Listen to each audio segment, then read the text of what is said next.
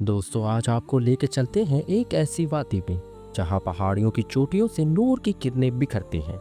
ये कोई आम जगह नहीं, ये वो मुकाम है जहाँ दुआएं कबूल होती हैं, जहाँ दिल की वीरानियाँ आबाद होती हैं। कहते हैं जो यहाँ आता है खाली नहीं लौटता।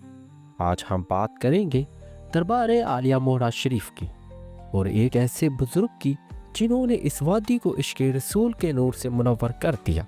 ये है हज़रत ख्वाजा मोहम्मद कासिम सादिक की रूहानी दास्तान, जिन्हें मोहब्बत से बाबा जी सरकार भी कहा जाता है। मोहरा शरीफ और एक रूहानी जन्नत। पहले आपको लेके चलते हैं इस मुकद्दस सरजमीन की सैर पर। ये नाम सुनते ही दिल में एक अजीब सी कैफियत तारी हो जाती है। मरी के पहाड़ों में बसा हुआ ये छोटा सा कस्बा, जहाँ हर सांस में जिक्र की खुशबू है, जहाँ हवा में दरूद शरीफ की गूंज है। कहते हैं यहाँ की फ़ज़ा ही अलग है। जब आप मोहरा शरीफ पहुँचते हैं तो सबसे पहले दूर से नज़र आता है एक खूबसूरत मज़ार। सब्ज़ पहाड़ों के दरमियान सफ़ेद गुंबद चमकता है, और जब आप करीब आते हैं तो दिल में एक अजीब सुकून उतर आता है। ये है बाबा जी सरकार का दरबार, जहाँ आज भी आशिकाने रसूल जमा होते हैं। एक वलादत जिसने तारीख बदल दी। अब चलिए वापस चलते हैं तारीख में। सन 1845 ईस्वी था। इस्लामी कैलेंडर के मुताबिक 1263 हिजरी। रावलपिंडी के एक गांव में एक सादा से घर में एक बच्चे की वलादत हुई। वालिद का नाम था ख्वाजा मोहम्मद उस्मान, वालिदा का नाम था बीबी आयशा। ये ख़ानदान कोई आम ख़ानदान नहीं था। ये वो लोग थे जिनके अबाओ अजदाद ईरान से हिजरत करके आए थे। ये वो लोग थे जिनकी रगों में इश्क़ रसूल बहता था। बच्चे का नाम रखा गया मोहम्मद कासिम। कौन जानता था कि ये बच्चा एक दिन लाखों दिनों का सरूर बनेगा। कौन जानता था कि इसका नाम सदियों तक जिंदा रहेगा। कहते हैं बचपन ही से इनमें कुछ खास था। इनकी आंखों में एक नूर था, इनकी बातों में एक हलावत थी। जब मोहम्मद कासिम की उम्र 5 साल हुई तो वालिद साहब ने कुरान पाक पढ़ाना शुरू किया। वो दिन थे, वो रातें थी। छोटा सा बच्चा और दिए की रोशनी में कुरान के सफ़ात पलटता है, हरूफ को सीखता है, आयात को याद करता है। कहते हैं कि उन्होंने बहुत कम उम्र में ही कुरान हिफ्ज़ कर लिया। फिर शुरू हुआ इल्मे दीन का सफ़र। फ़िक़्ह, हदीस, तफसीर और मंतक, हर इल्म में महारत हासिल करने की धुन। सुबह से रात तक बस किताबों में खोए रहते। 20 साल की उम्र आई तो उन्होंने अपनी तालीम मुकम्मल कर ली। लेकिन ये इल्म की दौलत इनके लिए काफ़ी नहीं थी। इनकी रूह को कुछ और चाहिए था। इनके दिल को किसी और चीज़ की तलाश थी। वो तलाश थी अल्लाह की मार्फत की। वो प्यास थी इश्क़ रसूल की। आपकी पहली मुलाकात बाबा फजल शाह कल्यामी से। अब शुरू होता है असल सफ़र। एक दिन ख्वाजा मोहम्मद कासिम को पता चला कि करीब ही एक बुजुर्ग रहते हैं, नाम है बाबा फजल शाह कल्यामी। कहते हैं जब मोहम्मद कासिम इनकी खिदमत में पहुँचे तो बाबा फजल शाह ने एक नज़र देखा और मुस्कुरा दी। तुम कहाँ आ गए बेटा? मुझे राह चाहिए हजरत, अल्लाह तक पहुँचने की राह। बाबा फजल शाह ने इनकी आंखों में देखा, फिर आहिस्ता से बोला, मेरे पास नहीं है वो जो तुम तलाश कर रहे हो, लेकिन मुझे पता है वो कहाँ मिलेगा। कश्मीर चले जाओ वादी नीलम में, वहाँ एक बुजुर्ग है ख्वाजा निज़ामुद्दीन औलिया, वो ही तुम्हारे मुर्शद बनेंगे।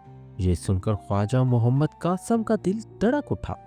कश्मीर का सफ़र कितना लंबा है, पहाड़ों के रास्ते कितनी मुश्किल में, लेकिन जब दिल में तलब हो तो रास्तों की दूरी कुछ नहीं होती। आपका सफ़र कश्मीर और इश्क़ की मंज़र।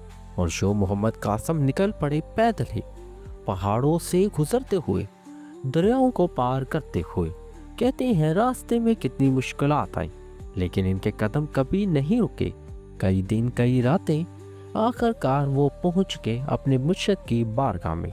वादी नीलम का वो खूबसूरत इलाका जहाँ दरिया की आवाज़ और परिंदों की चहचहाहट, और वहाँ एक खानगा बैठे थे हज़रत ख्वाजा निज़ामुद्दीन औलिया।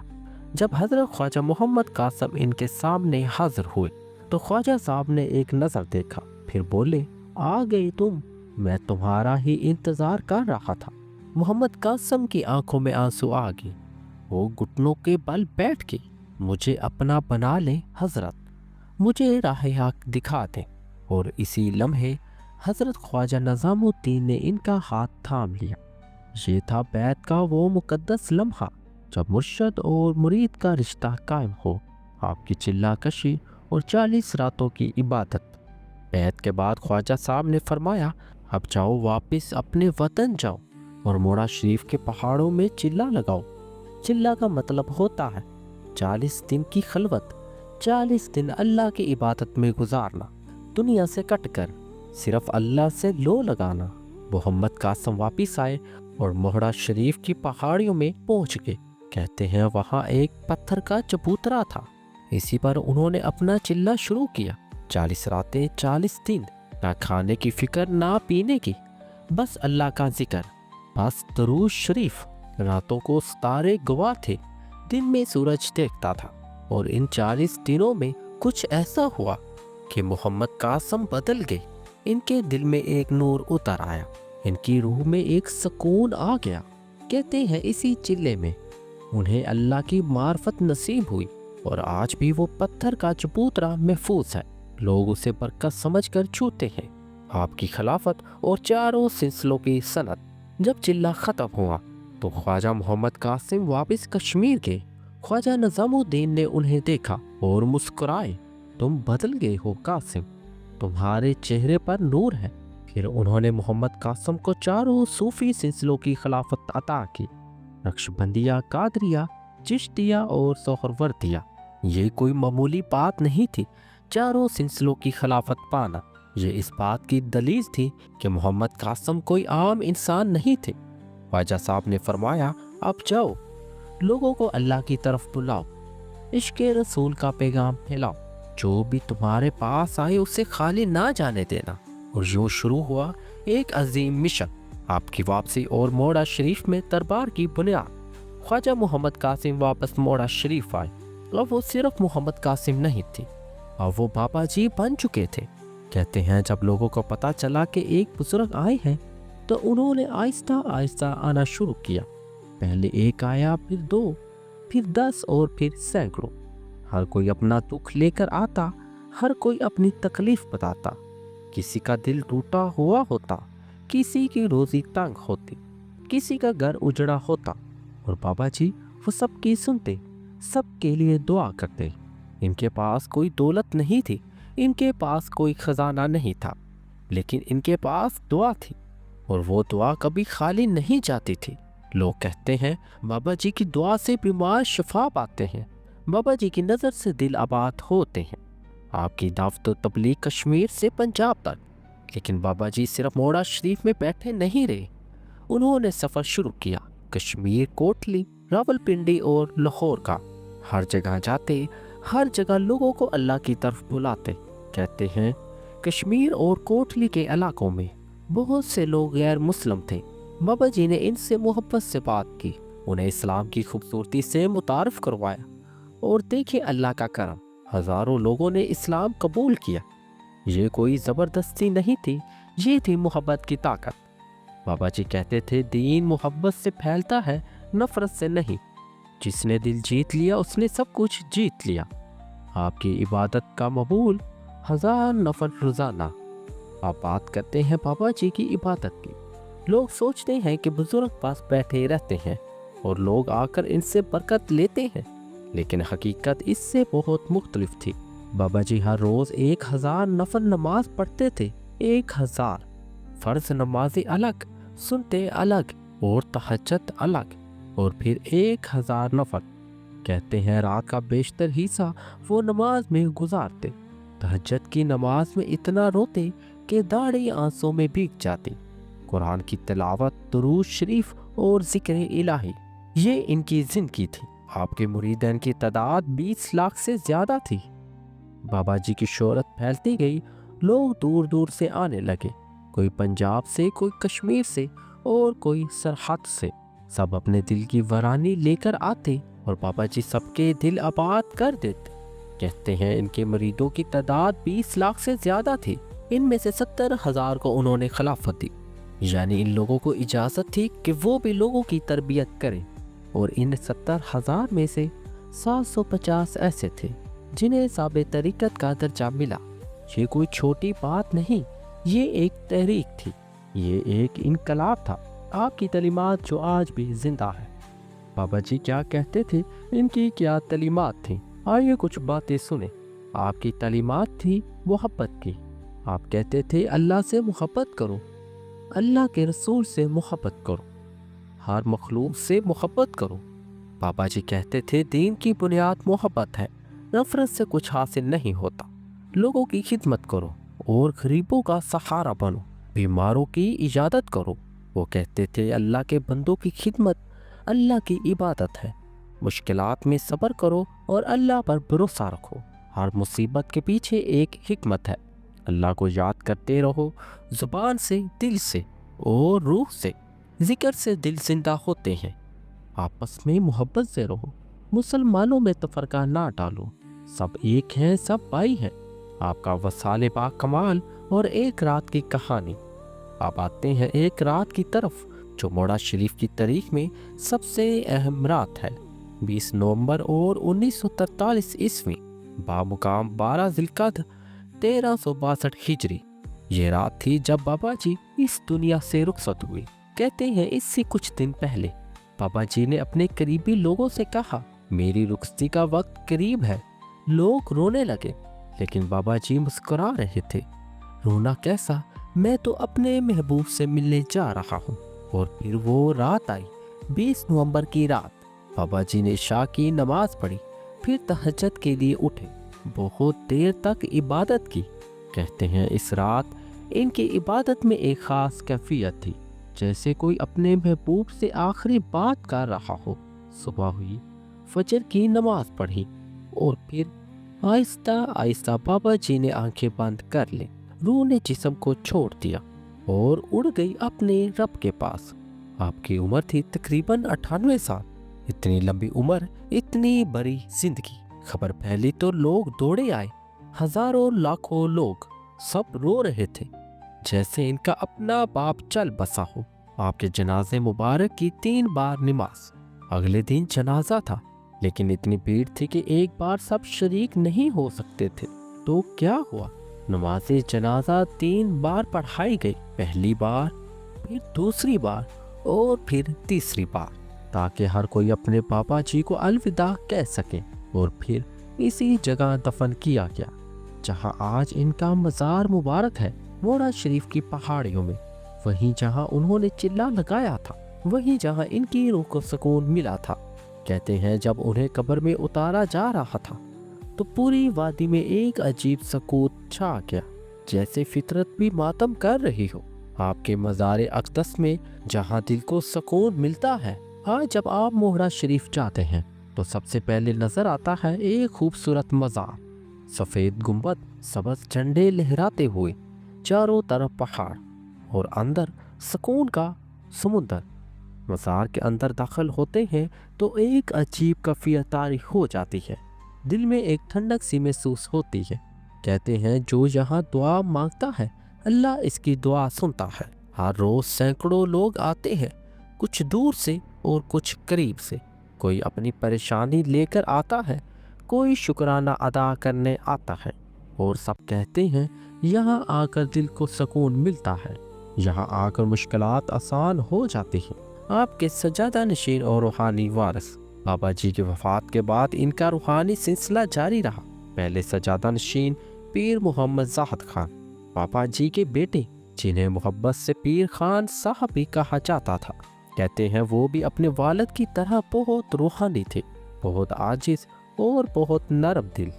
انہوں نے 1943 سے 1993 تک سجادگی سنبھالی، 50 سال، اور ان 50 سالوں میں موڑا شریف کی شہرت اور بڑھ گئی، دربار اور وسیع ہوا۔ 9 دسمبر 1993 کو ان کا وصال ہوا۔ دوسرے سجادہ نشین پیر کیومرث بادشاہ، پیر خان صاحب کے بیٹے، جنہیں پیر بادشاہ بھی کہا جاتا تھا۔ کہتے ہیں ان کی شخصیت میں ایک خاص کشش تھی جو بھی ان سے ملتا متاثر ہو جاتا۔ انہوں نے 1993 سے 2008 تک خدمات سر انجام دی اور پھر 13 اگست 2008 کو وہ اپنے رب سے جا ملے۔ تیسرے اور موجودہ سجادہ نشین پیر اولیاء بادشاہ فاروق پیر بادشاہ کے بیٹے، جو اب موہڑا شریف کے سجادہ نشین ہیں۔ 2008 سے اب تک وہ اپنے بزرگوں کے مشن کو جاری رکھے ہوئے ہیں۔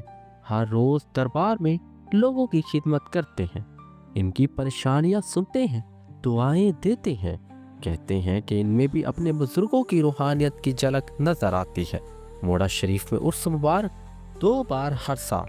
اب بات کرتے ہیں عرس مبارک کی۔ موہڑا شریف میں سال میں 2 بار عرس ہوتا ہے۔ پہلا عرس مئی کے آخری ہفتے میں، جب موسم بہار ختم ہو رہا ہوتا ہے، جب پہاڑوں پر ہریالی چھائی ہوتی ہے، اس وقت ہوتا ہے پہلا عرس۔ اور دوسرا عرس نومبر میں بابا جی کی وفات کی تاریخ پر 20-21 نومبر کو۔ یہ عرس زیادہ بڑا ہوتا ہے۔ دونوں عرسوں میں کیا ہوتا ہے؟ صبح سے شام تک روحانی محفلیں سجی رہتی ہیں، نعت خوانی ہوتی ہے، درود شریف پڑھا جاتا ہے، ذکر کی محفلیں ہوتی ہیں، قوالی گائی جاتی ہیں، لنگر لگتا ہے۔ ہزاروں لوگوں کے لیے، امیر ہو یا غریب، سب ایک ساتھ بیٹھ کر کھاتے ہیں۔ کہتے ہیں عرس کے دنوں میں موہڑا شریف جنت کا نمونہ بن جاتا ہے۔ ہر طرف محبت ہے، ہر طرف سکون ہے اور ہر طرف برکت ہے۔ لوگ کہتے ہیں عرس میں شرکت کرنا ایک الگ ہی تجربہ ہے، جو یہاں آتا ہے بدل جاتا ہے۔ عرس مبارک میں دنیا بھر سے لوگوں کی آمد۔ آج موہڑا شریف صرف پاکستان کا نہیں بلکہ پوری دنیا کا روحانی مرکز بن چکا ہے۔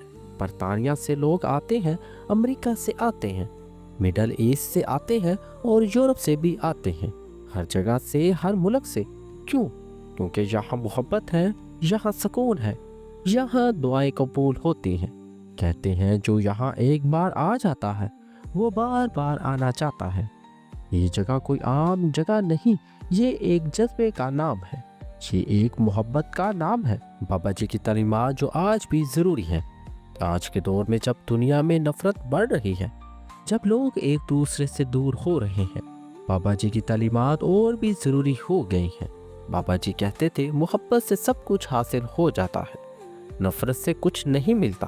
آج ضرورت ہے کہ ہم ایک دوسرے سے محبت کریں۔ مذہب، ذات، رنگ، نسل، یہ سب چھوٹی باتیں ہیں، اصل چیز ہے انسانیت۔ بابا جی کہتے تھے مسلمان آپس میں بھائی ہیں، تفرقہ نہ ڈالو، اتحاد سے رکھو۔ آج مسلمان آپس میں تقسیم ہے، کوئی یہ کہتا ہے، کوئی وہ کہتا ہے، لیکن بابا جی کا پیغام تھا ہم سب ایک ہیں۔ بابا جی کہتے تھے اللہ کے بندوں کی خدمت کرو، یہ سب سے بڑی عبادت ہے۔ آج ہمیں ضرورت ہے کہ ہم ایک دوسرے کی مدد کریں اور غریبوں کا سہارا بنیں اور بیماروں کی دیکھ بھال کریں، یہی اصل دین ہے۔ بابا جی کہتے تھے مشکلات میں صبر کرو، اللہ پر بھروسہ رکھو۔ آج جب مشکلات آتی ہیں تو ہم گھبرا جاتے ہیں، لیکن بابا جی کا پیغام ہے صبر کرو، ہر مشکل کے بعد آسانی ہے۔ جو لوگ موہڑا شریف کے ہیں وہ سب ایک بات کہتے ہیں، یہاں کا ماحول الگ ہے۔ کیسے؟ پہاڑوں کے درمیان بسا یہ چھوٹا سا قصبہ، جہاں شور شرابہ نہیں، جہاں آلودگی نہیں، بس سکون ہے، بس برکت ہے۔ صبح کو جب سورج نکلتا ہے تو پہاڑوں پر سنہری روشنی پڑتی ہے، دربار کا گنبد چمکنے لگتا ہے اور اذانوں کی آواز گونجتی ہے۔